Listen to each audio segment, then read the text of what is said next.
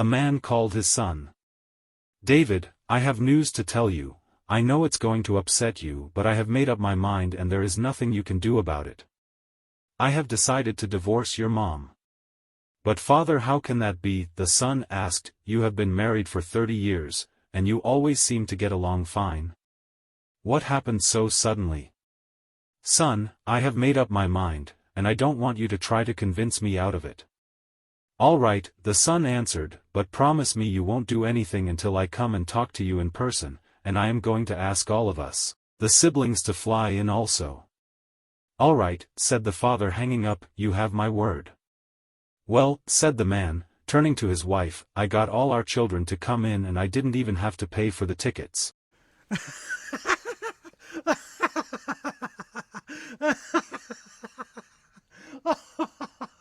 George, thrilled about his impending marriage, was leaving the office when his neighbor approached him with an extended hand. Congratulations, George.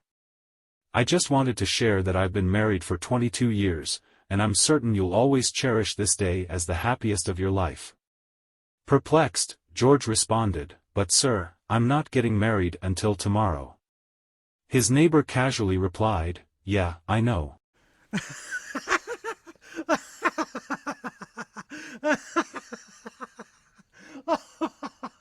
Three workers and three salesmen are on a train journey to a conference. At the station, the three salesmen each buy tickets and observe as the three workers purchase only a single ticket. Curious, one of the salesmen asks, how are three people going to travel on only one ticket? Confidently, one of the workers replies, watch and you'll see. All of them board the train. The salesmen take their seats, but the workers all squeeze into a restroom and close the door behind them. As the train departs, the conductor comes around collecting tickets. He knocks on the restroom door and says, ticket, please. The door opens just a crack, and a single arm emerges with a ticket in hand. The conductor takes it and moves on. Impressed, the salesmen agree that it's a clever idea. After the conference, the salesmen decide to follow the workers' example on the return trip to save some money. At the station, they buy a single ticket for the return journey. To their surprise, the workers don't buy a ticket at all. Perplexed, one of the salesmen asks, how are you going to travel without a ticket?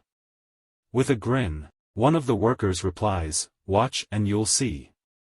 When they board the train, the three salesmen cram into one restroom, and the three workers cram into another one nearby. The train departs. Shortly afterward, one of the workers leaves his restroom and walks over to the restroom where the salesmen are hiding. He knocks on the door and says, ticket, please.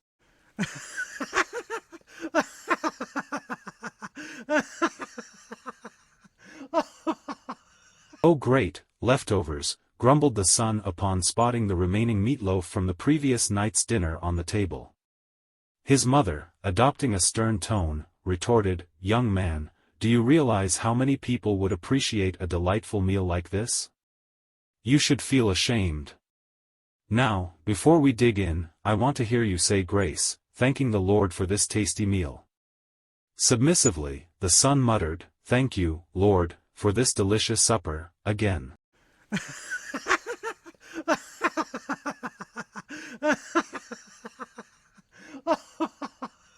Hey folks, who's up for a blonde joke? Asked a blind man, settling onto a stool in the bar. The question was met with dead silence. After a few seconds of pause, the bartender walked up to the blind man, putting his face right up to his nose and said in a deep, menacing voice, I'm blonde, and I don't appreciate blonde jokes. My wife is right next to me, she's blonde and she doesn't either appreciate blonde jokes. And best of all, on your right is a blonde bodybuilder who I'm pretty sure doesn't like blonde jokes either. Would you still like to say that joke? Hell no, said the blind man. Not if I'm going to have to explain the darn joke that many times.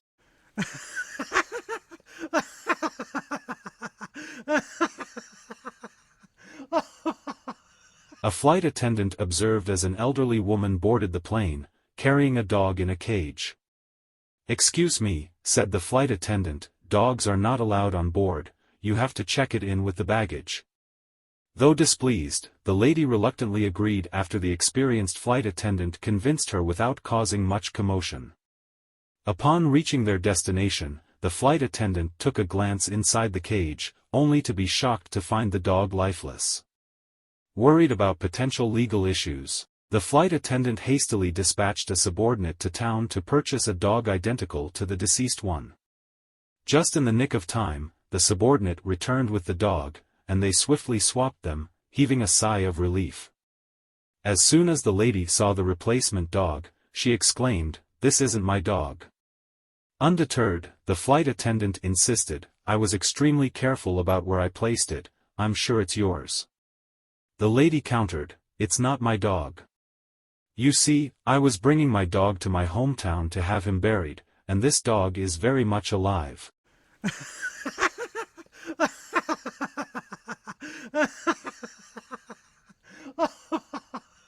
David, a photographer for National Geographic, was set to rendezvous with a plane for an assignment. "Let's go," he declared, hopping into the first plane he spotted on the runway. The pilot took off, and soon they were airborne. "All right," David instructed, "fly low over those trees, I need to capture a few shots." Perplexed, the pilot inquired, "What do you mean?" Irritated, David looked at the pilot and replied, "I have to take some pictures for National Geographic, so please." A prolonged pause ensued before the pilot, his voice trembling, finally asked, "Wait, you're not my flight instructor, are you?"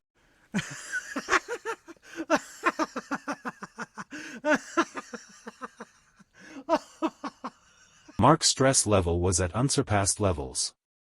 His wife Emily was in labor, and Mark was sure it was time to head to the hospital. Breathing heavily, Mark grabbed the phone and called the doctor.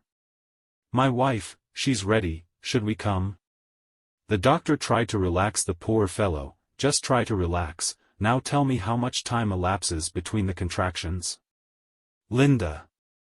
Mark screamed on the top of his lungs, "How much time in between the contractions?"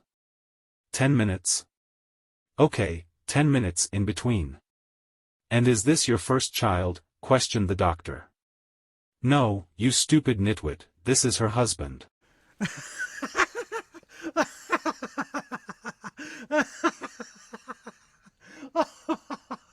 Jane and Chris got along pretty well. But there was one thing that drove Jane absolutely crazy, and that was no matter how many times she told Chris how important it was to her that he come on time for dinner, he never did. It was after one such spat that he got down on his knees and said, "Jane, I promise I am turning over a new leaf. From now on, I will be on time for dinner." Well, the next day, promptly at 5 o'clock, Chris locked up his shop and headed out the door to his car. When suddenly, out of nowhere, a car pulled up next to his parked car and hit Chris. Chris was rushed to the hospital. Luckily, they let him out after 3 hours, and he walked in the door to his house at 8 o'clock. Jane was livid. "Wait, I can explain," pleaded Chris, "I got run over by a car." "Really?" screamed Jane, "does it take 3 hours to get run over by a car?"